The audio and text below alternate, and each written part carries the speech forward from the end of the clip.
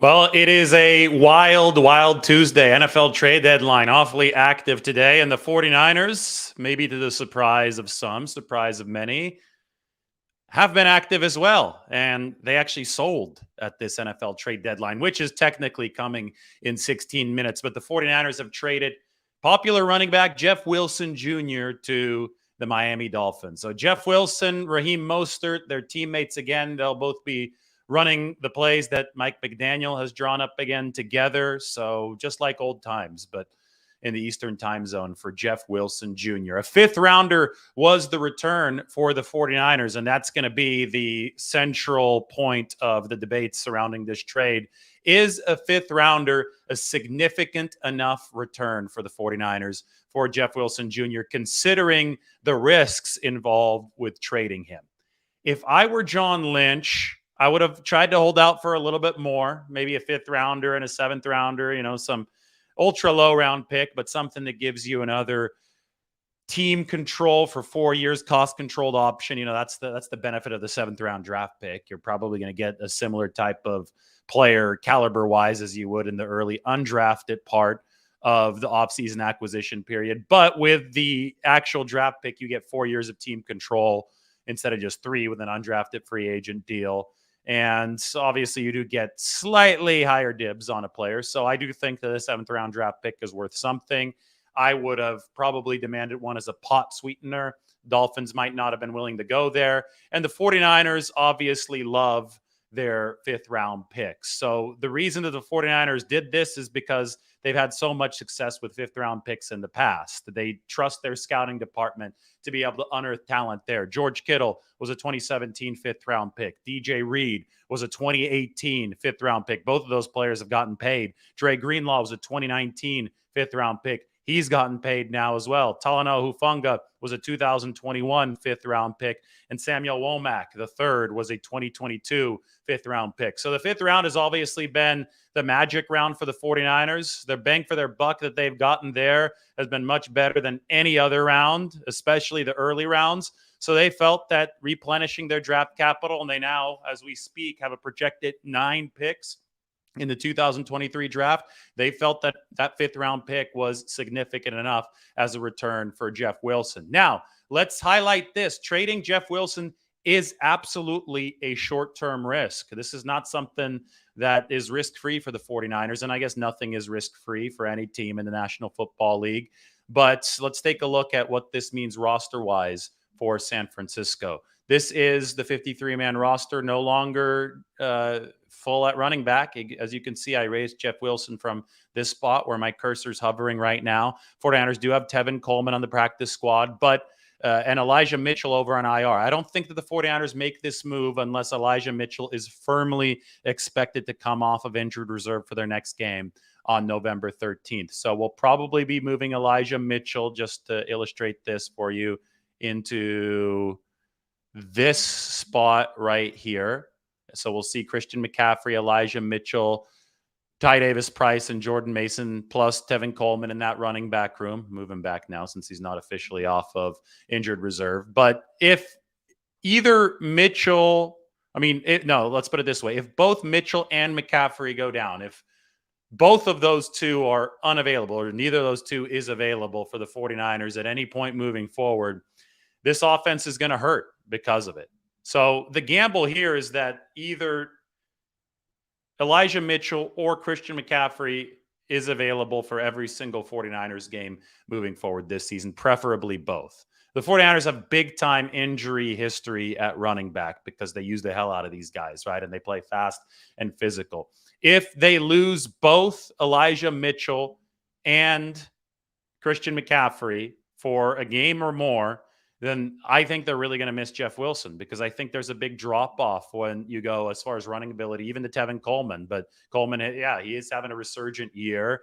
He can catch the ball out of the backfield. But Jeff Wilson, the violent, dark place running that we talk about, it was unique. It was special. It really did help the 49ers. And obviously there's a drop-off to Ty Davis-Price and then the other rookie, Jordan Mason. So the bet here is that the 49ers can keep some health between McCaffrey and Elijah Mitchell. It is a gamble. The 49ers thought that getting a fifth rounder in return was significant enough. But Jeff Wilson Jr. is now with the Miami Dolphins for that number 5, or not number 5 pick, but that 5th round pick. The 49ers and the Dolphins, obviously, prolific trade partners here in recent years. The 49ers sent those 3 first round picks Miami's way in 2021. Those ultimately turned into Trey Lance for the 49ers at number 3 overall. That's what Miami sent back to them. The Dolphins traded all 3 of those picks for players: Jalen Waddle, Tyreek Hill, and today, Bradley Chubb.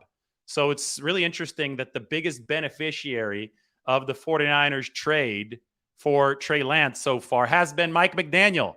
Just like we all drew it up, right? We just thought Mike McDaniel would have fun scheming stuff for Trey Lance. No, he's actually been the beneficiary on the other side of that. He's gotten 3 veteran contributors, and Bradley Chubb should be a contributor right away for the Miami Dolphins, who are a good football team this year. He's gotten 3 veteran contributors in that Trey Lance deal, but Mike McDaniel's obviously switched teams himself from the 49ers to the Dolphins, where he is now the head coach. So anyway, 49ers have 9 picks in this 2023 draft. I'll put this up here for you. See what picks they have. They still stand to add even more if DeMeco Ryans is hired as a head coach somewhere. But that, that's not said and done right now. We can only work with what the 49ers are projected to have at the moment. And this is it. 49ers have a 3rd round compensatory pick, another 3rd round compensatory pick, a 5th rounder. That's their own original 5th round pick. The 5th rounder that they picked up from Miami today, which I just highlighted for Jeff Wilson Jr., a 5th round compensatory pick is projected to come to them because of the DJ Jones signing with Denver. A 6th round compensatory pick is projected to come to them thanks to Arden Key's signing with Jacksonville. Their own 7th round pick, a 7th rounder acquired from Denver last year in exchange for the linebacker Jonas Griffith, and a 7th round comp pick because of the Mostert signing. So both running backs, I guess you could look at it this way. I said the 49ers, maybe they should have argued for a lower 7th round pick in addition to the 5th round pick for Jeff Wilson Jr. Well, in a way, the fact that they've lost 2 running backs to Miami, Jeff Wilson Jr. and now Raheem Mostert, has given them that 5th and 7th round compensation, because you could see Mostert came for that 7th rounder, and then this 5th rounder for Jeff Wilson happened today. So that is 9 picks, chance to be a little bit more. But, this is Christian McCaffrey pick replenishment, right? The 49ers sent 4 picks Carolina's way for Christian McCaffrey, including 3 this year, 1 in the 2024 draft. They felt they needed to start replenishing. Obviously, the 49ers have played the compensatory formula, both through minority coaching and executive departures but also through free agency departures. So they're putting a lot of faith into that talent scouting department, because compensatory picks are not the most valuable picks. They're not 1st and 2nd rounders. They're not even high 3rd rounders. They're lower 3rd rounders if you get those comp picks in that coaching equation. And then the compensatory picks elsewhere, well, as you saw in that chart that I just put up, the compensatory picks elsewhere is a 5th rounder for DJ Jones projected, 6th rounder for Arden Key projected, and 7th rounder for Raheem Mostert projected.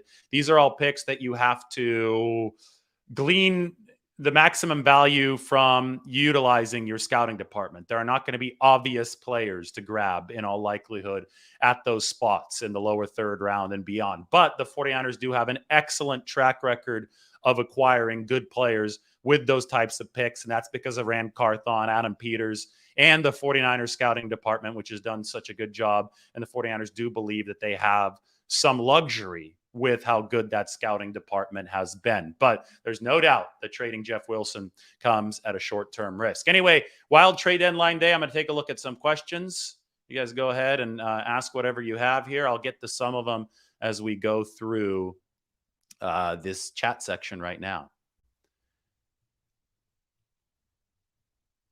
Thoughts on Roquan Smith to the Ravens? That was one of the initial. The Bears they're fire sailing their defense, right? Robert Quinn, Roquan Smith gone, but they added Chase Claypool on offense. So the Bears are adding for Justin Fields on the offensive end, but giving up some veterans on the defensive side of the football. It's been a really interesting dichotomy there on the trade deadline for the Chicago Bears. For the Ravens, well, they pick up another strong defensive player. And the Baltimore Ravens are obviously one of the contenders in the National Football League, as they always seem to be. Here's some approval for John Lynch. Again, I thought that the 49ers might get a little bit more for Jeff Wilson Jr. I thought that they maybe not get a little bit more. I thought they would demand a little bit more for Jeff Wilson Jr. But the thing is that what you get is going to be dependent on what the league offers. And the league obviously wasn't offering any more for Jeff Wilson Jr., which I thought might be a tipping point for the 49ers to decide to keep Jeff because of the inherent risk of trading him. But the 49ers believe in that scouting department, and they thought that a 5th-round pick would be worth it. And it is hard to blame them when you see the track record of 49ers 5th-round picks in the past. But John Lynch, wheeling and dealing. They've wheeled and dealt in every single trade deadline except for the 2018 trade deadline. 2017, obviously, Jimmy Garoppolo. They also who was the cornerback that they traded away that year? I just forgot his name. There's a corner from the previous regime. They traded him away in 2017. Man, I totally blanked on him right now. If you guys, it's one of you will know. Rashard Robinson, right? Yeah, the cornerback in 2017 that the 49ers traded away. So they did that for a 5th-round pick in 2015. No, they didn't trade Witherspoon. They drafted Witherspoon in 2015. It was Rashard Robinson in 2017. The 49ers got a 5th-rounder in return for that. 2018, they were quiet. 2019 season, the 49ers picked up Emmanuel Sanders before the trade deadline. 2020, picked up Jordan Willis. 2021, Charles Omenihu. 2022, Christian McCaffrey. That was obviously a very, very big trade. And they traded away Jeff Wilson, obviously related to the McCaffrey pickup just about 10 days ago. The 49ers will see Miami on December 4th. It could be a Jeff Wilson Jr. revenge game. We've already seen a Dante Pettis revenge game. We've already seen Marquise Goodwin have a chance at a revenge game, and he'll have another chance on December 15th, just after Jeff Wilson Jr., Raheem Mostert, and Mike McDaniel get their shot. And we've already seen a Jerick McKinnon revenge game. McKinnon and Pettis both exacted their revenge against the 49ers. Again, Goodwin, Wilson, Raheem Mostert, Mike McDaniel, all those guys will have their chances a little bit later on. Jeff Wilson Jr. was helping the 49ers win football games. The 49ers are going to deeply regret this if one or more of their backs go down, says Joey Nichols. And I agree. It's a risk. Everything is a risk. 49ers are playing with a little bit of fire here. That was my initial reaction. They won't regret this, though, if their running backs don't go down and they pick up the next George Kittle with this 5th-round pick. Right? Or not even necessarily the next George Kittle, the next Dre Greenlaw, the next Talanoa Hufanga, the next Samuel Womack. All of a sudden, it'll be really worth it, right? That's why it's a risk. That's why it's an unknown moving forward. James Hennessy. Revenge this, revenge that. Need less enemies. Hey, it's football, though. You got to find a way to motivate yourself with some slights. Another trade, says Mike, who's keeping track of this. Naheem Hines to the Buffalo Bills. Sources tell ESPN. I'm guessing Adam Schefter. A lot going on today. The Falcons traded Calvin Ridley to the Jaguars. Talked about the 49ers trades in the past with the Miami Dolphins. William Jackson III, the cornerback, to the Steelers from Washington. Chase Claypool, obviously, to the Bears. 49ers got things really warmed up a couple weeks ago by acquiring Christian McCaffrey from the Panthers. Odd Job wants the 49ers to trade for Patrick Mahomes. Don't think that one's going to happen, but I know that he's joking. Number 22 is available now for Christian McCaffrey. The question is, does he want to move to Jeff Wilson's old number, which would be Christian's former number with the Carolina Panthers, or does Christian believe that the MJ upgrade, he's now number 23, is fitting, and Christian McCaffrey's already made history in 49ers number 23, so that might be his answer, and we'll find out next week. 49ers now on their bye week. The trade deadline is hitting in a minute. 4 p.m. Eastern time, 1 p.m. Pacific. That's hitting in less than a minute. Officially, the trade deadline will be here, so this is a nice little ritual that we have. We're online for big stuff. We're here for the start of the new league year. And now we're here for the trade deadline. Here it comes, just a few seconds away. Let's celebrate together. The 49ers were very active ahead of this year's trade deadline. They picked up Christian McCaffrey and they dealt Jeff Wilson Jr. Hines to the Buffalo Bills, who are loading up. 3 o'clock Central. That's where I'm at right now. And 4 o'clock Eastern time. It's 1 o'clock Pacific. The NFL trade deadline for this 2022 season has hit. Maybe more deals will be reported in the coming minutes, but everything that counts this year has had to have been agreed to and filed with the NFL before now. The deadline has hit. So the 49ers, based on what we know, and I don't think they've made any more moves. It would really shock me if they have made any more beyond this. 49ers have acquired Christian McCaffrey before this trade deadline, and they have dealt Jeff Wilson before this trade deadline. If you want to take a look at the 49ers roster after this 2022 trade deadline for the first time, here you go. That is what the 49ers roster and depth chart looks like. Now, 49ers are expecting to get guys back. You look at this IR list on the right side, the 49ers expect to get Elijah Mitchell back soon. Colton McKivitz maybe a few weeks from now. Javon Kinlaw, at earliest he could come off of IR, is the game in Mexico City against the Cardinals.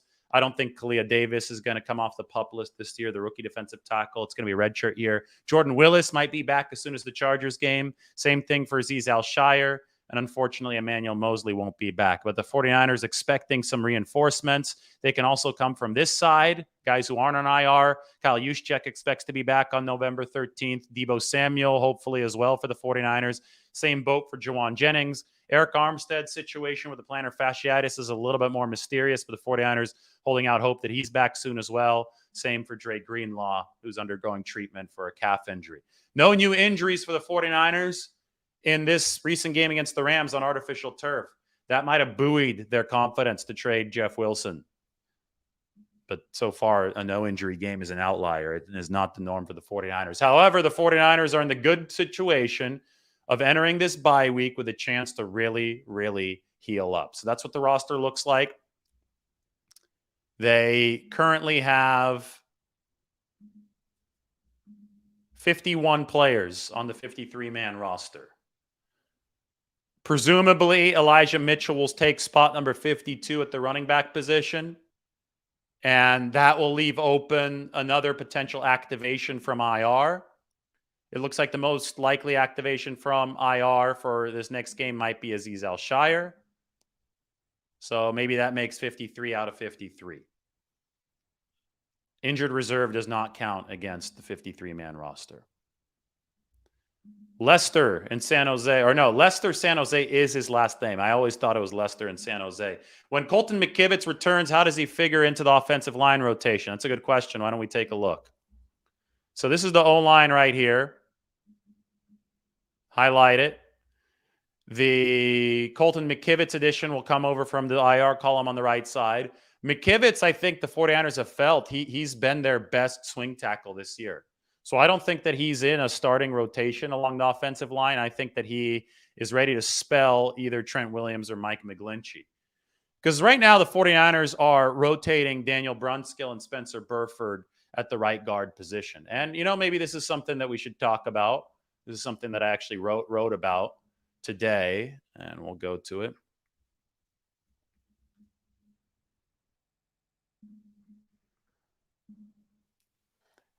I wrote about Brandon Aiyuk today in The Athletic, but I also wrote about the 49ers rotation at right guard. So go ahead and check this article out on The Athletic. Quietly, Brandon Aiyuk is giving the 49ers his most consistent football yet. Copying this, we'll put it in the description in a bit. We'll put this in the chat section for right now. But one thing that I discussed at the bottom of this piece was the 49ers and their rotation of Daniel Brunskill and Spencer Burford at right guard. And Kyle Shanahan said this: "We love how it's going right now. D linemen are rotated throughout the entire games and get to play O linemen fresh all the time. So I don't think it's a knock on either of those guys. I think they're both doing good in their reps that they get, and I think it helps both of them. Allows you to be fresher, and I think it's made both of them better. So Kyle Shanahan is totally fine with continuing to rotate Daniel Brunskill and Spencer Burford because the 49ers believe that Burford is developing. Brunskill probably gives them a higher floor right now. Burford gives a higher ceiling later on. So you want to continue playing that balancing act. But while you play that balancing act, you also stand to benefit from increased freshness at right guard, since neither of those two guys has to play a full allotment of reps. Teams don't often use this strategy, which is why people think it's unusual. But the 1989 49ers, their most dominant team of all time, used this strategy at two separate positions. They rotated left tackle and they rotated right guard, the same right guard position in games. Bubba Paris and Steve Wallace at left tackle, Bruce Colley and Terry Tausch at right guard. And those rotations kept the 49ers fresh. And we'll never see a team do what the 89 49ers did again. Plus 100 point differential in the playoffs. No other team's ever gotten close. I don't think anybody ever will. So the 49ers stayed fresh. You saw Steve Wallace talk about this back in 1989. Bubba kind of leans on his man, and I finish him off. Bubba Paris with 300 plus pounds, Wallace with 276 pounds, two different body types. Similar thing with Spencer Burford and Daniel Brunskill. Burford a lot bigger than Brunskill. 49ers can kind of grind opponents with that, since they do run the football a lot, and that is going to be their approach. Anyway, the question was, how does McKivitz fit into there? Well, I think that Brunskill and Burford are pigeonholed right now, barring injuries, at right guard.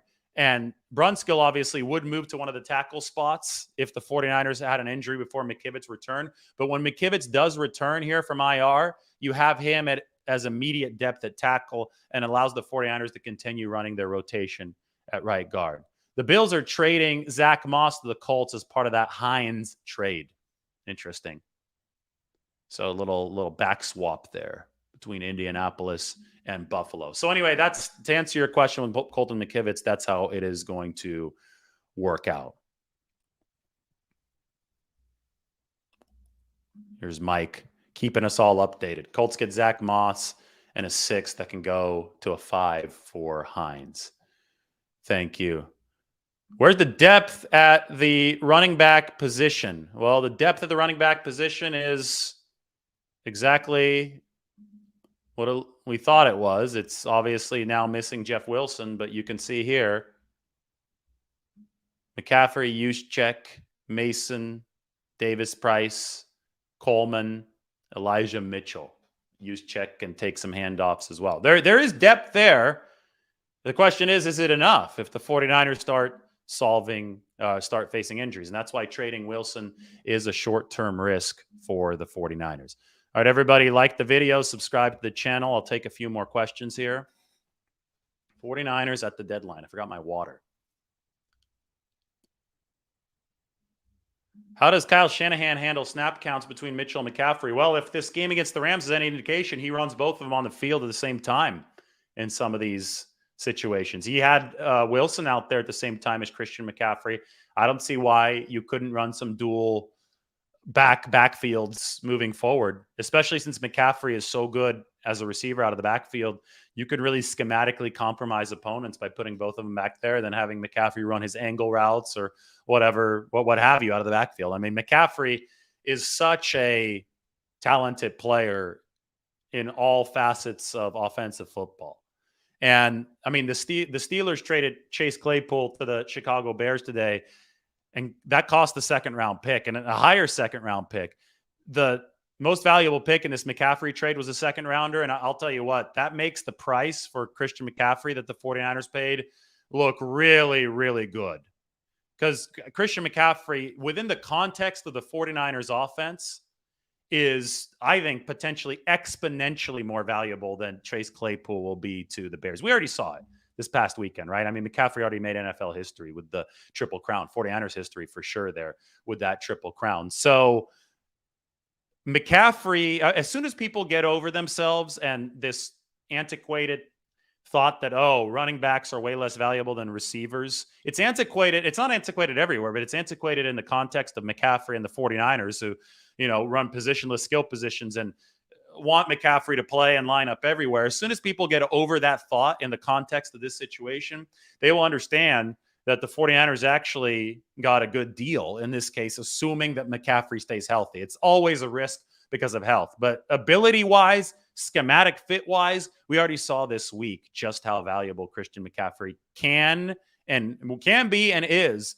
for the 49ers. So, I mean, I think this ties into your question because I think that they use McCaffrey alongside Mitchell often, just like they used McCaffrey alongside Jeff Wilson in this football game. And then you have Christian McCaffrey and Deebo Samuel on the field at the same time. Two of the best yak guys in the NFL.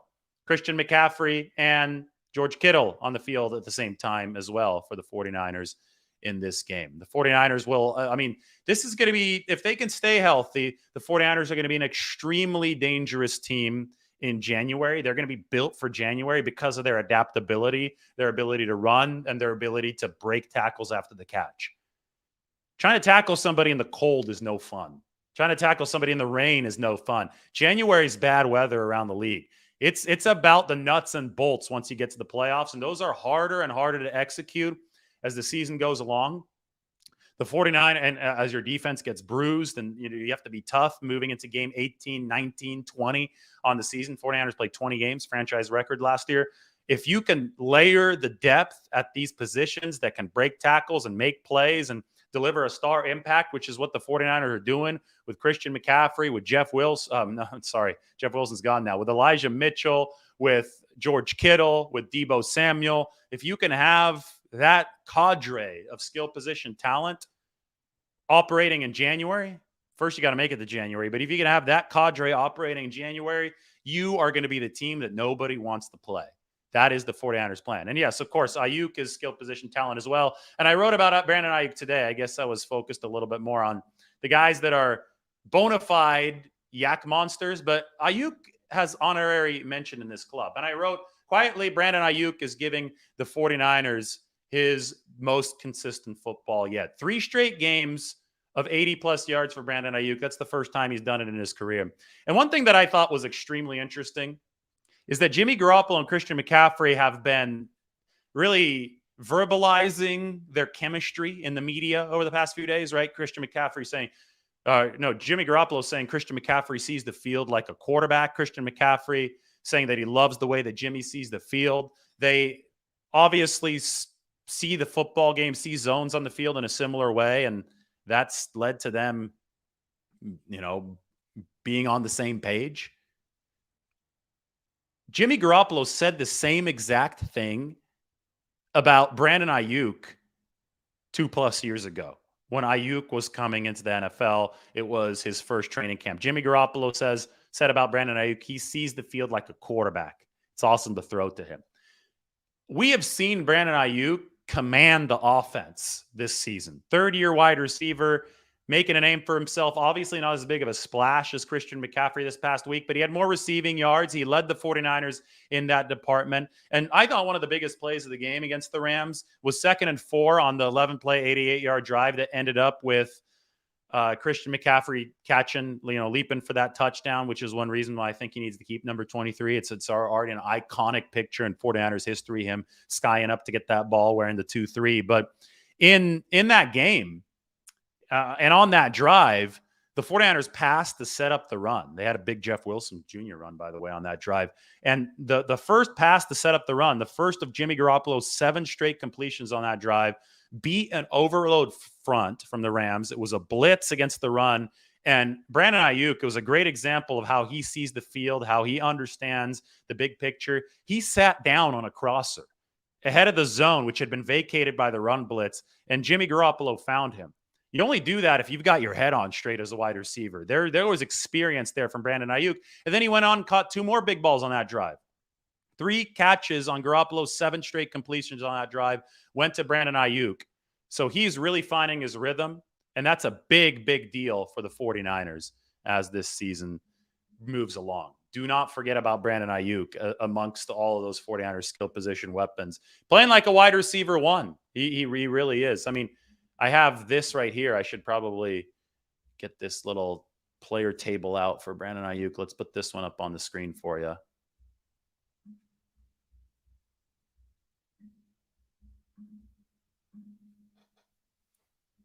Drop rate in 2020, ranked number 41, 7.7%. Second year, down to 4.4%, number 20. This year, only one drop, 2.6%, number 8 for Brandon Aiyuk. Then we have PFF receiving grades for Brandon Aiyuk versus man coverage. He ranks number 10 of receivers this year versus zone coverage, number 7. Quarterback rating when Aiyuk is targeted, number 11. I mean, these are top 10 metrics across the board for Brandon Aiyuk. The issue is that he's not used as much as your other top 10 receivers around the National Football League. So he's a silent killer, as Eric Gomes says. I think that's a good way to put it. He's not used as much, and the 49ers have good reason for that. They have the run-first offense. They have Christian McCaffrey. They have other weapons. But on an efficiency basis, not on a raw numbers basis, but on an efficiency basis, Aiyuk has been up there with top 10 metrics. Deebo Samuel does have a lot more drops than Brandon Aiyuk. Aiyuk has got better hands than Deebo Samuel. There's no question about that. I don't know. The 49ers did trade Matt Breida for a 5th, Mike asks me on a text message. They have traded both Breida and Jeff Wilson Jr. for a 5th-round pick. Seems to be the going rate for some of these running backs. It's just over time, as all these guys have gotten hurt, it's been more and more clear that the 49ers need to maintain depth in that room. They think they have enough right now, but it is a risk. Again, that was one of my top points. Trading Wilson is a short-term risk. But they now have those 9 picks in the 2023 draft. Again, you guys want to see this. This is the 49ers collection of picks in the draft. I highlighted the one that they got from Miami here. 2 third-round comp picks as of right now. Maybe add more later. Their own 5th-rounder, the next 5th-rounder that they just got from Miami. Projected 5th and 6th-round comp picks for free agency departures. Their own 7th-rounder. 7th-rounder from Denver, and a 7th-round comp pick for Raheem Mostert. This is belief in the scouting department. No 1st or 2nd-round picks for the first time in the Lynch-Shanahan era for the 49ers, as you can see up here. But they believe that the scouting department, Adam Peters, Rand Carthon, their entire team, they believe they can unearth more talent in the later rounds. And today they picked up another 5th-rounder. And our question is that a significant enough return? Well, listen to this. 2017 5th-round pick, George Kittle. 2018 5th-round pick, DJ Reed. 2019 5th-round pick, Dre Greenlaw. All 3 of those guys have been paid already by the 49ers. So they obviously struck gold in 3 out of 3 5th rounds to begin the regime. Then you move forward to 2021. Talanoa Hufanga for the 2021. Talanoa Hufanga for the 49ers. 2022, Samuel Womack III for the 49ers. So they've made hay with these 5th-round picks, and they just picked up another one in the 2023 draft from Miami in exchange for Jeff Wilson. But it did come with some risk.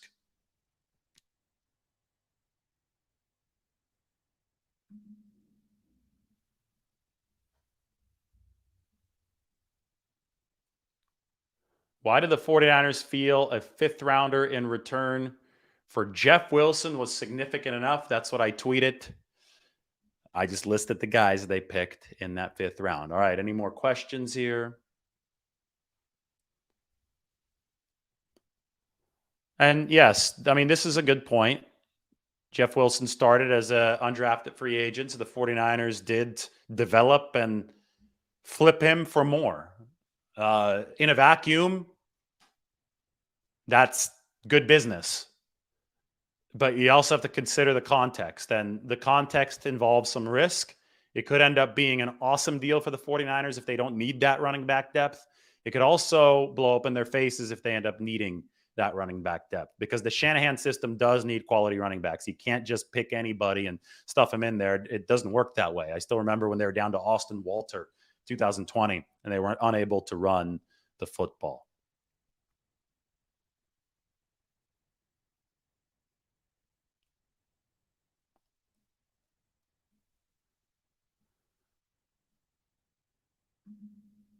Well, Jimmy Garoppolo is only, to answer this question, it doesn't work that way. Jimmy Garoppolo is only under contract for this year. So the trade window doesn't open up until the new league year.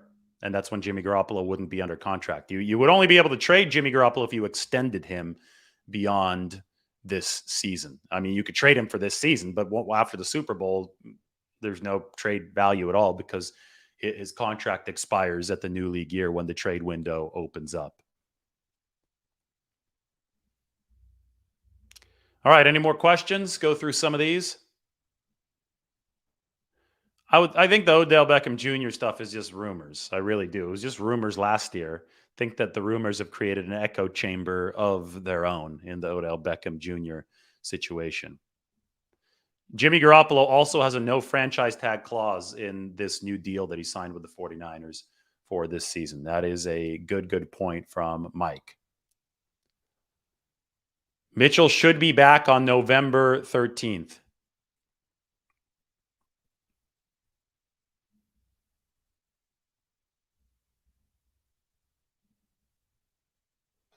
The trade deadline has come and gone 20 minutes ago, and now the 49ers will move forward into the back nine of this season. I'm going to have a lot of coverage here over the next couple of weeks. Make sure that you do subscribe to The Athletic. I'm going to be breaking down where the 49ers team is right now, some reviews from the first 8 games. The bye week comes at a great time. We have the first half of the season and now the back nine coming up after the bye week. And the 49ers enter it coming off of a huge win against the Rams, in good position in the NFC West, with a very manageable back nine schedule ahead of them. A lot of home games for this team, and only one more game on artificial turf. That's December 15th at Seattle. And boy, is that game lining up to be a huge one for the 49ers. All right, that's good. Everybody like the video, sub to the channel. Thanks for joining on this show, and make sure to check out the article on Brandon Aiyuk. That was a fun one to write. Unheralded hero for the 49ers so far this year. Christian McCaffrey got all the fanfare this last game, but Brandon Aiyuk, good stuff for the 49ers at LA. 3 straight games with 80-plus yards. So check that out. I'm going to put it into the description, maybe even put it into the comment section one more time. It's been fun coming in here, talking NFL trade deadline with you, and I'm sure that we'll talk a little bit more in a little bit. To summarize, 49ers have dealt Jeff Wilson Jr. to Miami for a 5th rounder. It's a move that does come with risk, but that risk has also come with a 5th rounder for the 49ers, and they've had a lot of success with these 5th round picks in the past. 9 picks now for the 49ers in the 2023 draft after the Christian McCaffrey pick replenishment effort has gotten underway. They do believe in their running back roster, and we'll see if that belief and we'll see if that gamble on the health of Elijah Mitchell, Christian McCaffrey, and company does pay off for the 49ers. Everybody like the video, sub to the channel. Check out this article on Brandon Aiyuk, sub to The Athletic as well. Love you all. We'll see you soon. Take care.